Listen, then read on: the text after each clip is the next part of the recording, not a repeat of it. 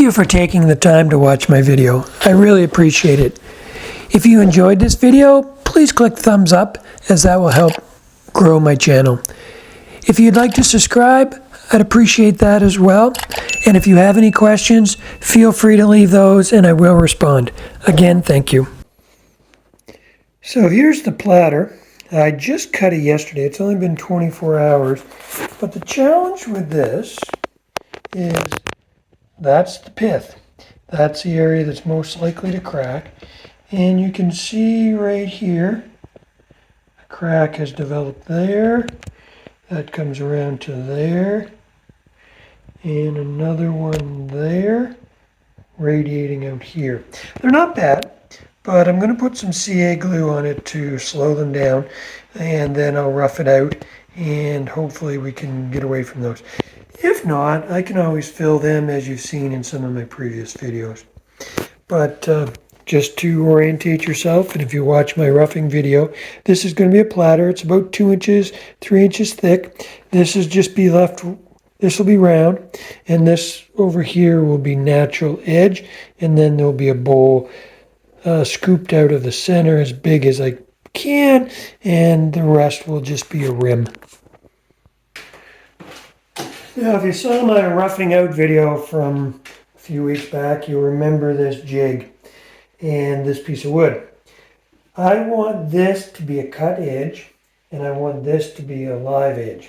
So in order to do that, with this plexiglass, one of the advantages is I can see through it.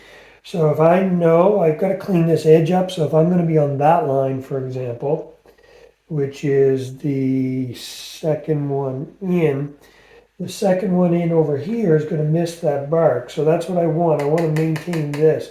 So if I center it there, then I should maintain the bark that is over here, which is really what I want to do. Just make a mark there. Marking well. There we go. There. So if I center that there, by the time I just clean that edge up, I'll be out here, so I'll miss that bark, so that bark should stay on. So this will become my center. This is critical in this type of a piece when you want to maintain bark, but still maintain the maximum diameter. Then what I can do is I can also see the size of the bowl that I can make inside, and it's going to be relatively small because again I want to maintain this. So if I came out to here, I'm going to lose it.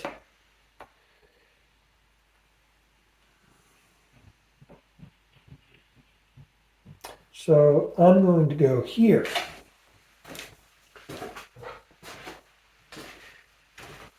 So I'll put my nail here and then just make a circle around here. I'm not sure yet. I may lose this because I got to square this edge up, but I'll just give me an idea for now. So now you can start to see this is going to be a bowl, very shallow because I've only got 2 inches here. And then this will be the rim looking like that. So that's what it's going to look like. Let's get that mounted up on the lathe. The other thing I've got to decide is my starting point. This here is relatively flat. They're both relatively flat. They're just not overly parallel. Oops, sorry. They're not overly parallel. Those are the cracks that I filled yesterday with glue just to stop them from getting any worse. You know what? I don't really think it matters much which, at this point, which is the top and which is the bottom. Although this was a smoother side.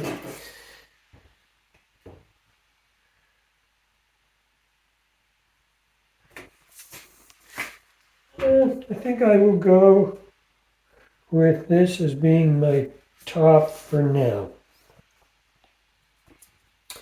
I also notice over here, this bark is a little loose, and I really want to maintain that. So I'm going to put some glue right around that edge everywhere that the bark is. That'll just help maintain the bark from coming off. Where you want to put the glue obviously anywhere it's loose, but really right along this seam where the glue first where the bark first attaches to the wood. So I'll just put a little bit of CA glue, run it all along there.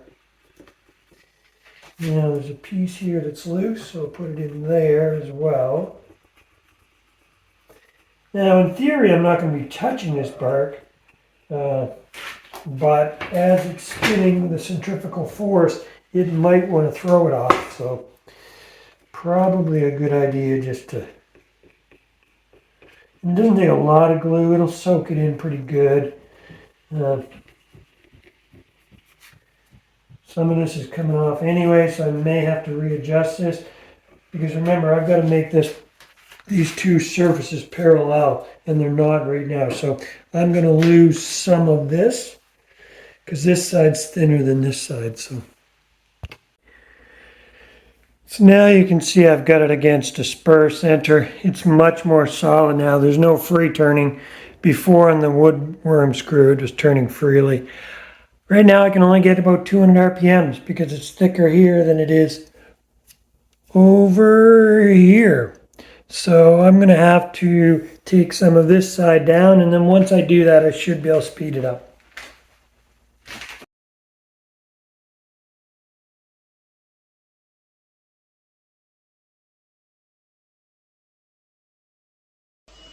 So here I'm just using my bowl gouge, starting at the center and working my way out. It is a bit of a rough ride right now because there's very little material contacting the bowl gouge as it spins.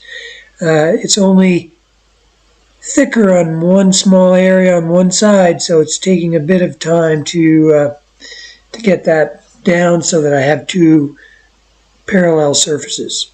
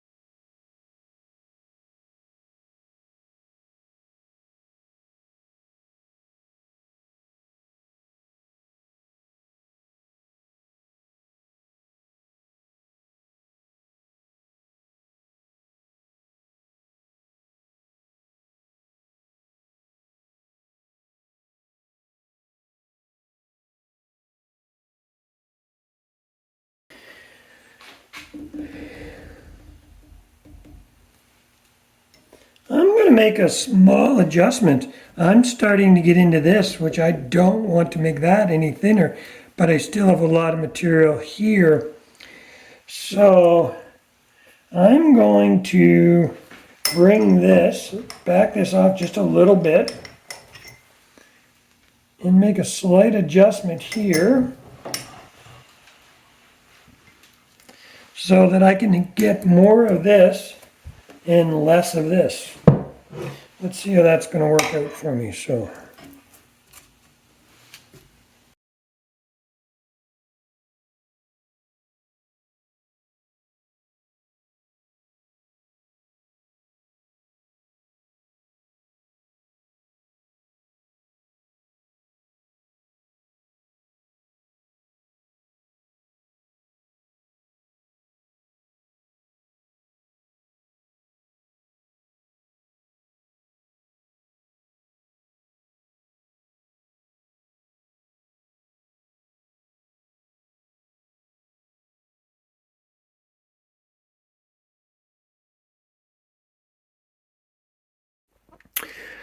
okay, I've spun it around. I now have it mounted in my chuck, and I now have two parallel surfaces. So that's a good start. So I should be able to start bringing the speed up. I say parallel just because I'm making contact everywhere, maybe a little bit missing right here, not making contact. So I'll take that down just a little bit.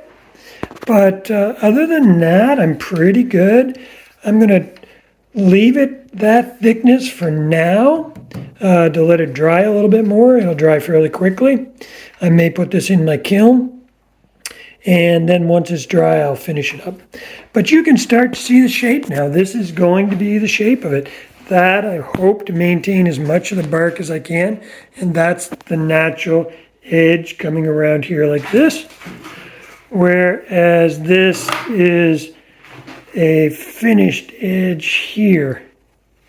And you can see the hardwood in the center of the tree, which makes for a beautiful pattern.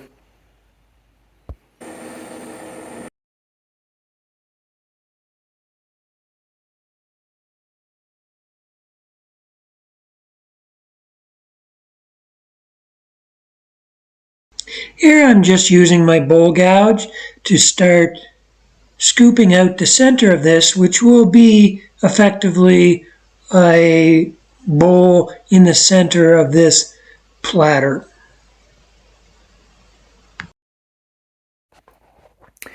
So here it is. You can see now the bowl is scooped out quite a bit.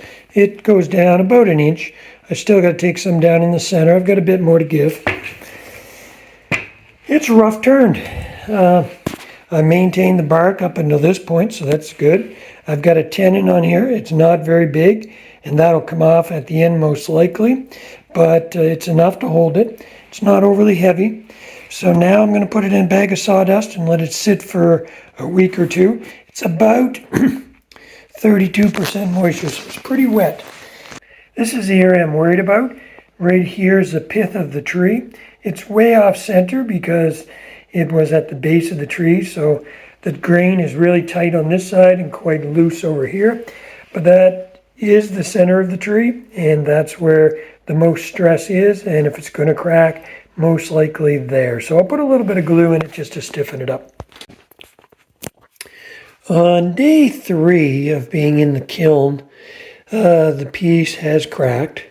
So it went from just a little over 30% moisture when I first put it in the kiln. It's now down to 20, so it is drying well. But you'll notice here that I have a crack, and it's all the way through. And the rim, if it's going to crack, it's going to be in the rim.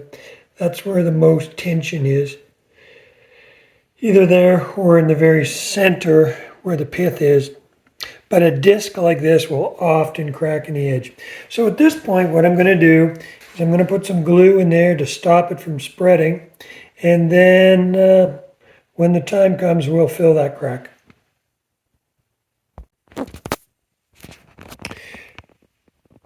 So there's not much I can do with it where it's wide open up here, but I put the glue down here where it still is just starting to spread, and hopefully that'll prevent it. The other thing is, hopefully with that one crack, that'll relieve enough stress on the rest of the rim that I won't get any more cracks. And if that's all I get, that's easily fixable. If you follow my videos, you would have seen me do this before. This had a bit of a knot in it, and it wasn't solid. There was a piece missing out of it. So I just filled that with some coffee and some CA glue. I'll sand that down, and in the end, you won't even know that that was there. So that's that repair, and you'll see that at the end.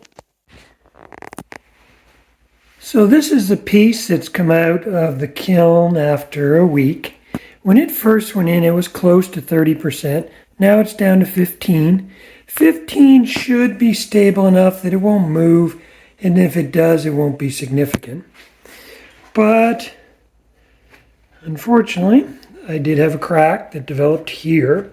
Now, I'm going to address that, and I may make that as part of the design and how I fix that. I'm a little more concerned about this one. Now, it doesn't go all the way through kind of. So as I turn this down, because it's still thick here, I'll be able to get rid of some of that, but not all of it. So we'll see what it looks like when I turn it down. In the meantime, I'll flatten this edge, start scooping out some more of the inside, and then see what I'm working with. Here I'm using my carbide tool just to flatten that edge up. Again, coming out of the kiln, it has warped on me, so it's not flat. So first thing I need to do is flatten that out, as well as continue to scoop the inside out. You'll notice I still have my tailstock engaged, and I still have a centerpiece, which I kept to the very end on this project. It just provides me with more stability. The tenon on the bottom of this platter is not very large, so I like to keep the center stock engaged. So I'm going to put some glue on the bark here because I'm afraid I'm going to lose it. I did see a piece fall off as it was spinning, and I've already lost some over here. So I'm just going to put some glue right along the edge of that. That'll stiffen that up.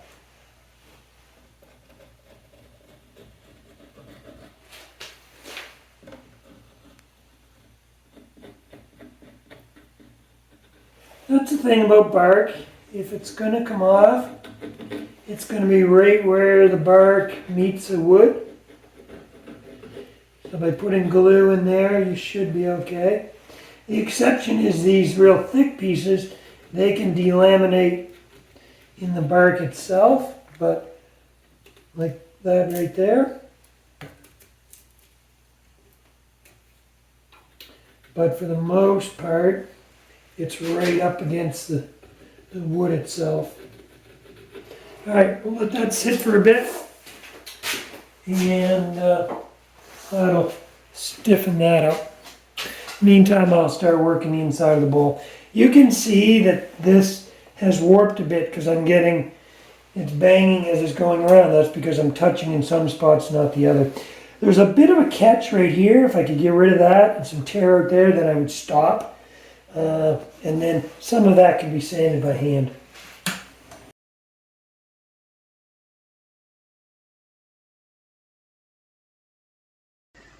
Here I'm using my carbide tool working the inside of the bowl section of this platter. The carbide tool is cutting well, and some turners don't like using carbide tools. Some traditionalists prefer the bowl gouge. The bowl gouge is a bit quicker, but one thing about a carbide tool is it's almost impossible to get a catch with a carbide tool.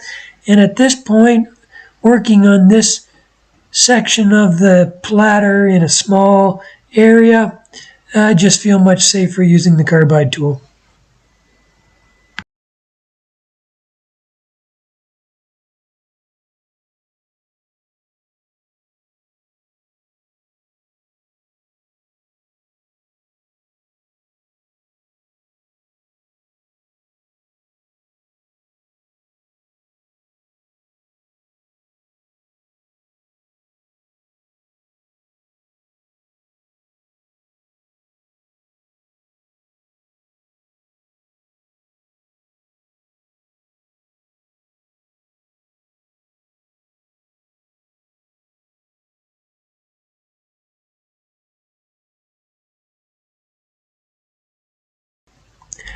I've moved my tool rest to the back of the bowl so that I can work on the back. I was fortunate because of the shape of the platter, I could slide my tool rest underneath the bowl when the bowl where the bark section was put over top of the tool rest. Otherwise, the diameter of the platter would have been much too large in order to slide it under. So working on the backside, again, I'm using my carbide tool, and at this point, I'm getting the rim as thin as I want to go and taking the outside of the bowl down to match the inside shape and to get it to the final thickness.